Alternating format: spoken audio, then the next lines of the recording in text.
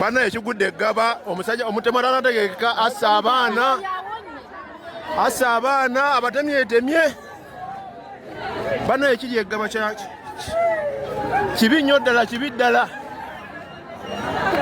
Omusajja baaguze mugule omusajja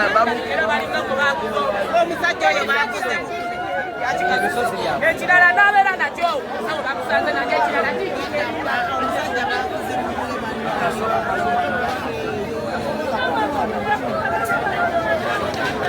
Bana ekigudde eggaba wano omusajja omutemu azize mu baana n'abakuba ebiso bonna baana balina balama bafudde wano.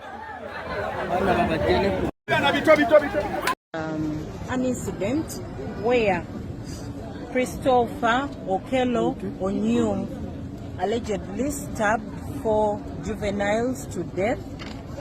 They have been identified as Odeke Ryan, a 1 year and a 1.5-year-old male. There is Eteko Gideon, 2.5-year-old. There is Keisha Alungat, 2 years. There is Ignatia Seriange, also 2.5 years. Investigations are still ongoing to establish the motive of the killer. There were 14 juveniles.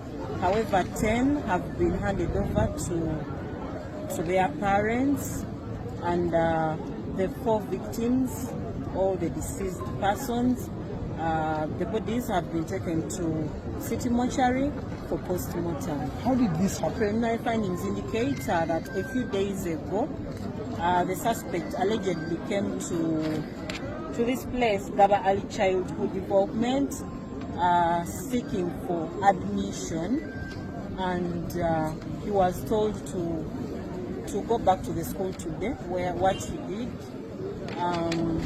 he actually also paid for the admission, and after that proceeded and attacked these children, killing 4 of them instantly. Yes, there are 3 males and 1 female. Investigations are still ongoing to establish the motive of the killer. We shall be giving you more updates as they come in. What weapon did He used knives. Yes, he had some knives that he used to stab these innocent children. Have you obtained? Tony, nze Senoga Faizo. Kakati waliwo omusajja ayingidde mu kikomera eggaba ku church bagiyita Gaba Community Church. Mulimu akasomero ka daycare. Omusajja ayingiddemu n'amajambiya n'atemaatema obwana. Era okukakana nga waliwo obufudde tebunnategeerekeka muwendo, naye wenviriddeyo nga abaana bana bakonfamingiddwa battiddwa mu kasomero ako, abalala balina ebisago. Ennamba gy'akosezza tennategeerekeka muwendo, naye ng'omusajja ayingidde mu ssomero ku mugaba liri mu kikomera kya Gaba Community Church eggaba, n'atemaatema obwana obwa daycare, era obumu ne bufiirawo.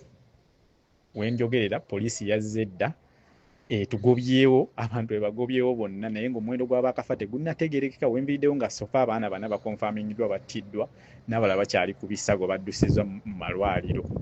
So ge mawulire agali eggaba si malungi. Kigambe omusajja oyo alabika abadde mulalu, n'amagye ganguye mangu ne bamutaasa ku batuuze abadde batandise okukuma omuliro n'okwagala oteekawo embeera okutta omuntu oyo. Amagye ne poliisi bizze mangu ne bataasa embeera. So era bagobyewo abantu, naye ng'omuntu atemyetemye abaana abato abaddekeya. Essomero terinategerekeka bulungi mannya liri munda mu kikomere kya Gaba Community Church eggaba. Abaana abamu bafiiriddewo bana, n'abalala bali ku bisago ku ddwaliro erya Wenzi era eggaba. So ge mawulire agali eno.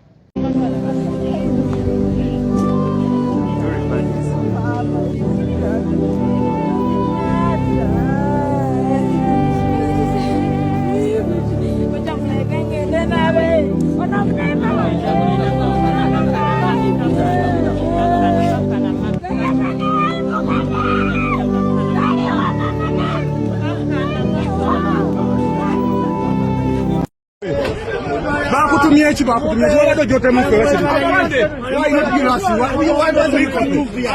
walize notamufe walize notamufe notatamu baana baffe walize gwe walize notamufe walize notamufe mwasa abaana yoyo bannaye nga bwe mumulaba mutamo gwoli mutamo nnyo abasirikale bazze walize notamufe